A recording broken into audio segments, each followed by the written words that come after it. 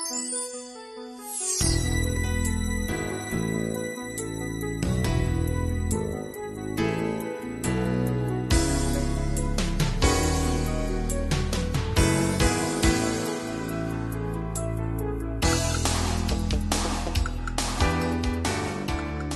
to the spring edition of It's Your Health. Philip Benyo with my son Philip Benyo, the Fipster, bringing you the latest and greatest in healthcare information. We're going to be right back after this brief commercial message. Remember, you're watching It's Your Health.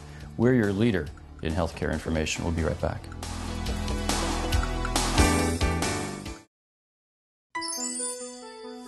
Welcome back to the first segment of It's Your Health. We have a lot of information to go over: fish oils, sinuses, good cholesterol, bad cholesterol. Fipster, you going to start us off? Let's start off with some headlines. Drinking black tea may lower your blood pressure. Researchers have found that drinking 2 to 3 cups of black tea a day can help lower your blood pressure modestly, a couple of points systolic and diastolic. Does that mean anything? Well, where do you get black tea, first of all? Is that a different tea than just regular tea? It's a different leaf. It's a different... Yeah, they have it at Wigman's. Okay. To go south for that. I have to leave town, you mean? Yeah, oh, no. Tough. Well, you could probably find it at the local health food stores. Junas's, there's another one on 309. They have some black tea. Well, we're not exactly sure of the mechanism, but it does work. I think tea is one of those issues in which it can take, again, a couple of points off one's blood pressure. So I would add that to your armamentarium, and maybe it'll get you away from coffee. Although coffee's not a bad issue anymore. Last time we said coffee was great. Oh, okay. We'll change our mind next time. Okay. All right. Weekly shot gets nod from FDA for type 2 diabetes mellitus. The FDA recently announced that the drug called Bydureon, which is a once-a-week version of Byetta, has just been approved after a couple of times going back and forth through the approval process. Do you mean to tell me, rather than a diabetic having to take a daily, if not twice a day, a shot, that you can take one now once a week? Once a week? Yes. There's Byetta has been around for a long time. That's something that we use twice a day. There's now a once-a-week version. There's talks about going to even once a month or even longer versions. There were some issues with some cardiovascular risks that the FDA initially refused this drug, but they've done some more research to show that it is safe, and there's some more research going on. Really it's kind of neat stuff. It shows kind of where medicine is going. That's really impressive. And I think, in general, Phil, the diabetics kind of wait too long to get injections. You know, they are wanting to stay on oral medicines, and I can understand that, but they really should start on injections, be whatever it is, a little sooner rather than later. Yeah, the medications like Byetta actually can have reversal-like effects. They have some positive effects to include some mild weight loss. Anybody who we've actually gotten to take an injection and they go home, when we call them a week later to talk about how it's going, the first thing they say is, I don't know why I made such a big deal of this. Right. This was so much easier. It's harder to check my sugar and more painful to check my sugar than to actually give the shot. They've really made it streamlined and easy. Moving right along. Let's talk about the research article you had me read, a very, very interesting read, called The Obesity Paradox in Weight Loss. There's been some research going back and forth and some studies that retrospectively look at patients with cardiovascular disease. And one of the things we harp on is weight, weight, weight. We need to lose weight. And what this did is actually looked at patients who are overweight and have cardiovascular disease, and what happens to them when they lose some weight. As crazy as it sounds, they got worse. I mean, it sounds exactly opposite. That's the definition of a paradox. It's exactly opposite of what you would expect. Now, these are individuals who were overweight, had a cardiovascular health problem, they lost weight, and they got worse. Their cardiovascular risk went up, whereas, and it was kind of like an all-cause mortality. They didn't really say what went up. They just, more of them died than there should have been. And the people actually that stayed the same or actually gained a few pounds lived a little bit longer, and it's a really kind of weird paradox. There's some type of cardioprotective or all-cause mortality effect, protective effect to this weight loss, or weight gain rather. See, I can't even say it. It doesn't make sense. Now, that being said, let's talk about people who don't have cardiovascular disease. Now they may have risk factors, but they don't have disease. Right. That's a whole different kettle of fish. All bets are off. We would still recommend weight loss for those individuals. But it just goes to show you that it's kind of like eating meat on Friday. We're not so sure what we say a month or a year ago is going to hold true for the next month or year. Things are just changing with the research out there. Yeah, there are a lot of very interesting things in that study, so we're gonna keep you posted on that and see where it goes. Moving on, this is a problem we're seeing a lot this time of year. Patients are getting older, their family members are getting older. We're running into older individuals who are depressed. They may have some underlying dementia, they're getting agitated, and that's kind of the number one thing that brings our demented patients' families in is, you know, mom and dad are getting angry, they're forgetting who they are, they're getting mean or hateful, and they're just getting violent. You know, what are we doing for this? You know, where are we at? Yeah, it's a big problem. One is to make sure we're not giving a drug that could be making it worse. For example, when we hospitalize patients who are otherwise walking, talking, and they sundown and become agitated, they're pulling out their IVs and they're carrying on. Sometimes it's due to just changing the environment. Sometimes it's the antibiotics, particularly the fluoroquinolones, which can set these people off. And often what happens is people with a dementing illness, they lose that braking system in the front part of their head that keeps them from acting out. And sometimes it requires medication to help them reestablish their braking system and not act out. Very upsetting when mom and dad starts not recognizing their children and grandchildren and calling them names and being forgetful. Big time behavioral disturbances. And the other issue is to make sure they're not depressed, that they have a certain vitamin deficiency, namely B12. So it's a balancing act, and sometimes throwing drugs at these patients is not the answer. Sometimes actually less might be more. Yeah, it certainly sometimes is, but there are some medications that we can use. You know, there's some studies that have looked at, first off, there's nothing indicated for it. And that's one of the biggest problems we have, or hurdles, is that there's never been a study that has been a medication that shows it's FDA approved for this. And so we're using medications that we're trying to use for side effects. We're trying to identify depression. Do we try an SSRI? Well, some studies will tell you that that's a good idea. Some will tell you that may not work. You know, for some of these patients, we have to use the atypical antipsychotics. And that sometimes can help, but then we're increasing fall risk. So we're really kind of on a double-edged sword here. And we really have to take a look at risk versus benefit and see what we're doing. Right. And as usually, it's do no harm. Yes. Moving on, let's talk about some lighter fare. There's a new drug. Yes, tell us about it. So again, on the diabetic range. Oh, yes. This is a new combination drug, a combination of a drug called Onglyza, which has been out for a while, and metformin, which has been out for years. It's called Combiglyze. It combines two medications that work real well. It's a once-a-day drug. It's one of the only once-a-day drugs in this type of combination. This is where one of the medications we can use before we get into shots. Yeah, exactly. And that's what we're seeing. Rather than push one medication to the point of getting side effects, we're combining them and making them an antipasto, if you will, a little bit of a salad. I told you it's the fastest half hour. We already have blown through our first segment of It's Your Health. We'll be right back after this brief commercial message. You are watching It's Your Health. We are your leader in healthcare information. We'll be right back.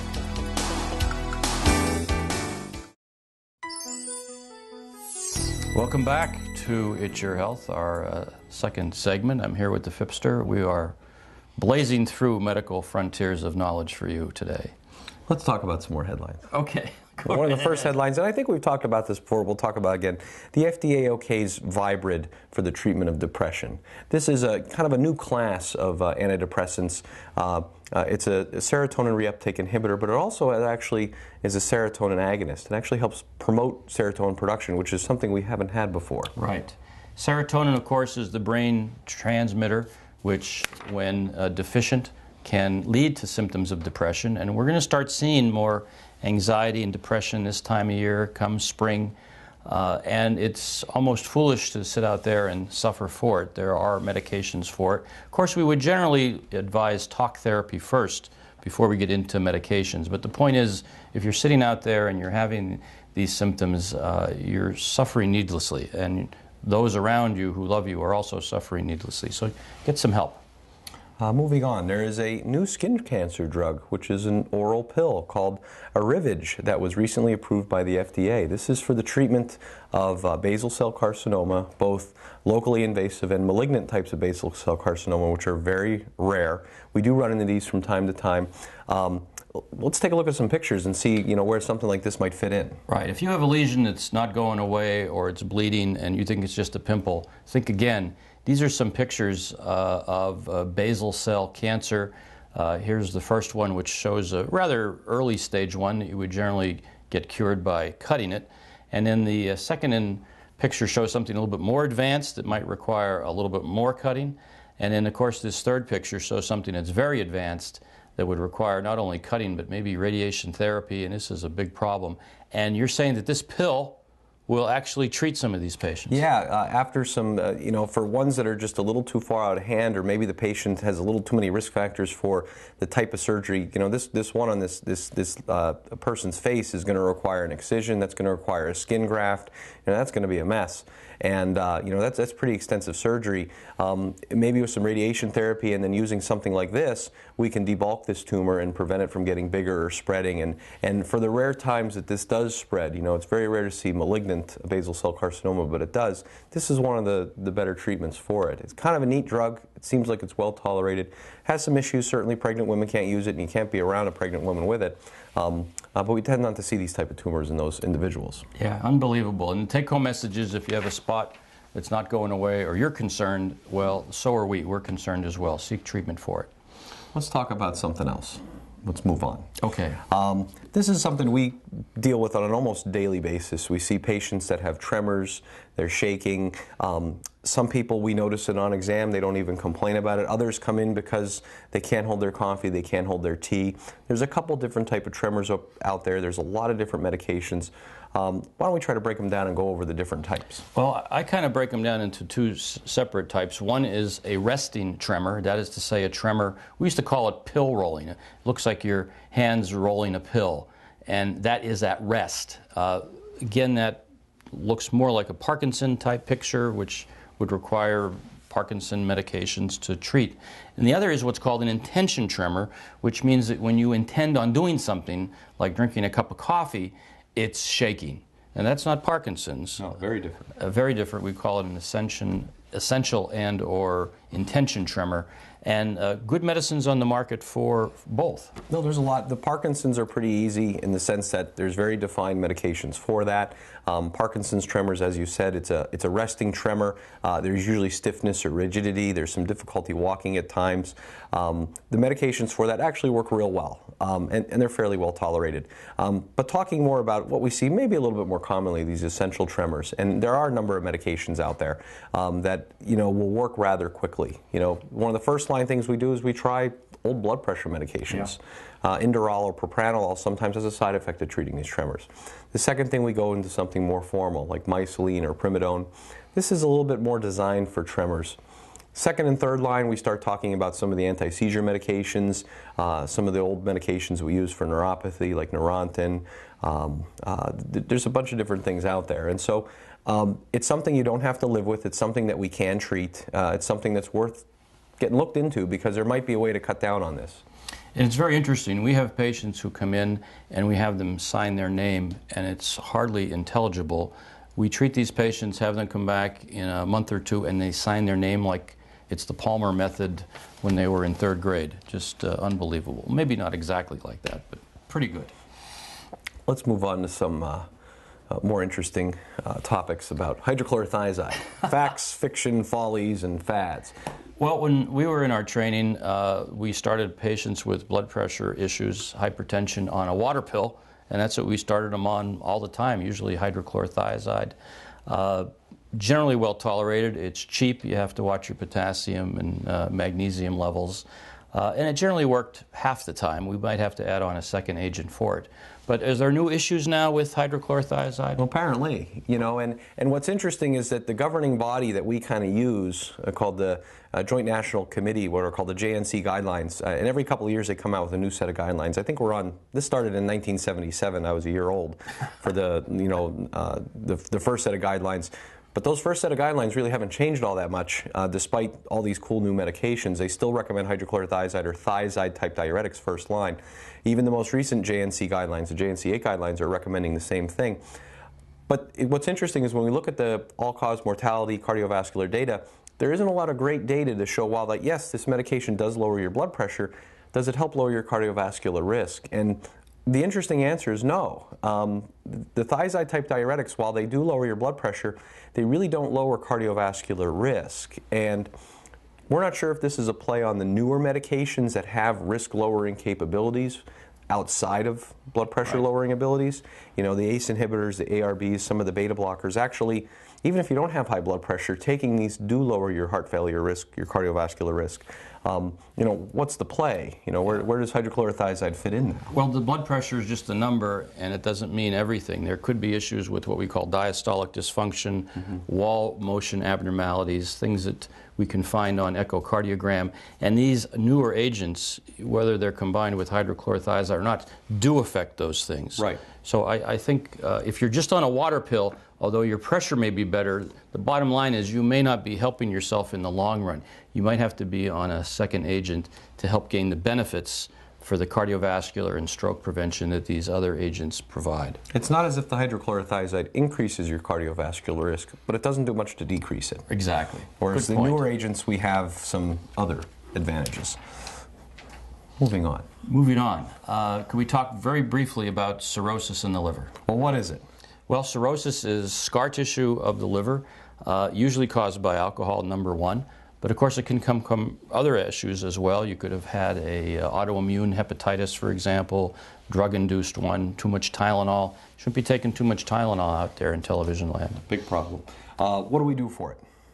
Well, avoid the factor that's caused it to begin with, low protein, watch your salt use, make sure you have a proper diagnosis and continued follow-up, because cirrhosis can go on to bigger and badder things as well. So it's a much greater increase in hepatocellular carcinoma, which is treatable, but you need to know it's there. Right, you know? Exactly. Sorry we're going so fast through things here at It's Your Health, and we're just moving right along. We'll be back after this brief commercial message. You are watching It's Your Health. We are your leader in healthcare information. We'll be right back.